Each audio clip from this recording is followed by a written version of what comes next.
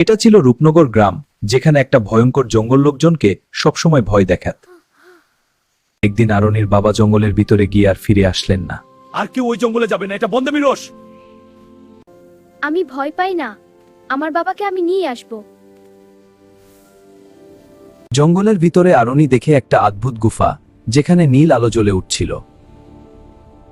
তুমি এখানে কেন এসেছো চুমে? ভয় লাগে না? আমি আমার বাবাকে খুঁজতে এসেছি। উনি এখানে আছে?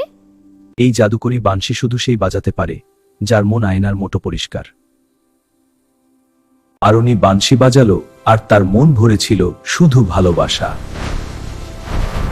আরনি বাবা বলে দৌড়ে বাবার কাছে গেল। বাবা! আরনি, আমার কাছে আয়। বাবা! ভালো আমার সোনা মেয়ে। আরনি, তুমি আমাদের সবাইকে বাঁচিয়ে দিলে। ওই দিন থেকে আরনি হয়ে গেল রূপনগরের রক্ষাকর্তা।